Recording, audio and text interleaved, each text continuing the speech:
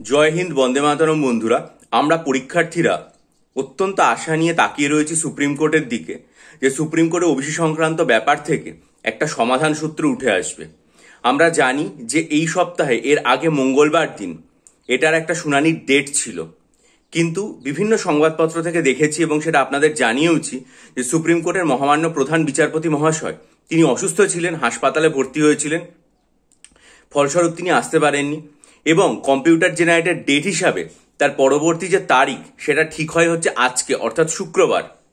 এবং গত বুধবার হাইকোর্টে এই সংক্রান্ত যে মামলাটা ছিল সেখানেও হাইকোর্টের মহামান্য বিচারপতিরা বলেছেন যে তারাও সুপ্রিম কোর্টের দিকে তাকিয়ে রয়েছেন এবং সুপ্রিম কোর্টের পর্যবেক্ষণের উপর ভিত্তি করে পরবর্তী শুনানির তারিখ আগামী সপ্তাহের বৃহস্পতিবার ঠিক করেছেন।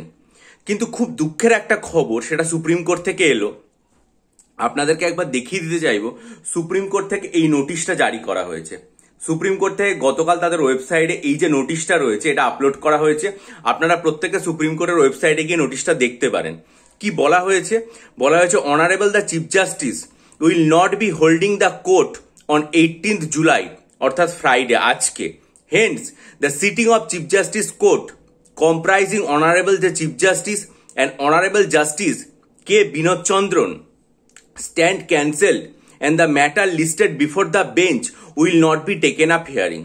অর্থাৎ আজকে অনারেবল চিফ জাস্টিসের যে বেঞ্চ সেটা বসবে না এবং অনারেবল চিফ জাস্টিস এবং মাননীয় আরেকজন যে জাস্টিস কে বিনোদ চন্দ্রন তাদের যে যৌথ বেঞ্চ সেটা আজকে বাতিল হচ্ছে এবং এদের যে সমস্ত বিষয়গুলো আজকে নেওয়ার কথা ছিল শুনানির জন্য সেগুলো হবে না। কেন? কারণ সম্মাননীয় প্রধান বিচারপতি মহাশয় আজকে উপস্থিত থাকতে আর কি পারবেন না। তাহলে দেখুন, খুবই দুঃখের সাথে যেটা বলতে হচ্ছে যে আজকেও তার ওবিসি সংক্রান্ত যে ব্যাপার সেটার শুনানি আজকে সুপ্রিম কোর্টে হচ্ছে না। তার কারণ হয়তো যেটা মনে হয় যে মহামান্য প্রধান বিচারপতি সম্ভবত এখনো পুরোপুরি সুস্থ হয়ে উঠতে পারেনি সুপ্রিম কোর্টের গুরুত্বপূর্ণ যে শুনানি প্রক্রিয়া সেটাতে যোগ দেওয়ার জন্য, সেই জন্যই হয়তো তিনি আর কি আসতে পারছেন না। এবার এর ফলে কি হলো, এটাতে হাইকোর্টের পরবর্তী বৃহস্পতিবার যে শুনানি আছে সেটা সেই বেঞ্চ তাকিয়েছিল সুপ্রিম কোর্টের দিকে, ফলে তার প্রভাব এটার উপর পড়তে হয়। এবং সবচেয়ে বড় কথা, ওবিসি সংক্রান্ত যে মূল মামলা যেটার হিয়ারিং হয়েছিল গত মার্চ মাসে, সেটার শুনানি হওয়ার কথা আছে আগামী মঙ্গলবার। তাহলে সেটারও আর কি প্রভাব কি পড়বে না পড়বে সেটা কতদূর হবে, কারণ সেটা তো মহামান্য প্রধান বিচারপতি উপস্থিত থাকার কথা রয়েছে। আমরা আন্তরিকভাবে প্রার্থনা করি যে তিনি যেন সুস্থ হয়ে ওঠেন এবং সুস্থ হয়ে উঠে সুপ্রিম কোর্টে যোগদান করে সামনের সপ্তাহের যেন কাজগুলো হতে থাকে।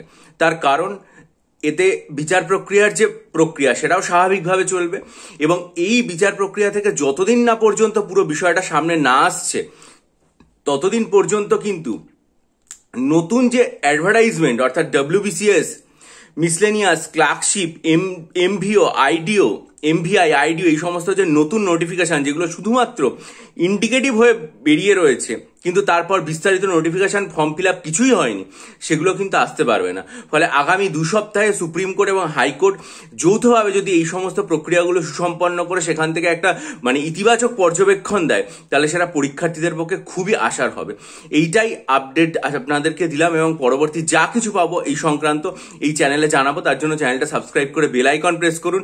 আর মিসলেনিয়াস পরীক্ষার জন্য ডেসক্রিপটিভ বাংলা, ডেসক্রিপটিভ ইংরেজি, ডেসক্রিপটিভ কারেন্ট অ্যাফেয়ার্স এবং ডেসক্রিপটিভ অ্যারিথমেটিক্যাল স্টাডি মেটেরিয়াল নিতে চাইলে ডিসক্রিপশন বক্সে দেওয়া ইমেল আইডির মাধ্যমে আমার সাথে যোগাযোগ করুন। একটা কথা বলছি যে দেখুন, মিসলেনিয়াস পরীক্ষার রেজাল্ট বেরোনোর পর থেকে বহু পরীক্ষার্থী আমার সাথে হোয়াটসঅ্যাপ এবং ইমেলের মাধ্যমে যোগাযোগ করেছেন। সংখ্যাটা অনেক বেশি, ফলে আমি হয়তো সবাইকে এখনো পর্যন্ত উত্তর দিয়ে উঠতে পারিনি। তাই জন্য আমি আন্তরিকভাবে দুঃখিত, কারণ সময় লাগছে তো সবাইকে উত্তর দিতে। ফলে আমি সবাইকেই উত্তর দেবো, আপনারা একটু ধৈর্য ধরুন, কিন্তু সবাইকেই উত্তর দিচ্ছি, চেষ্টা করছি। এবং যারা যারা নিতে আগ্রহী হবেন আসন্ন মিসলেনিয়াস মেন পরীক্ষার জন্য ডেসক্রিপটিভ বাংলা, ইংরেজি, কারেন্ট অ্যাফেয়ার্স এবং অ্যারিথমেটিক, তার ডেসক্রিপশন বক্সে ইমেল আইডির মাধ্যমে যোগাযোগ করুন। ভালো থাকুন, বিজয়ী হন, সফল হন।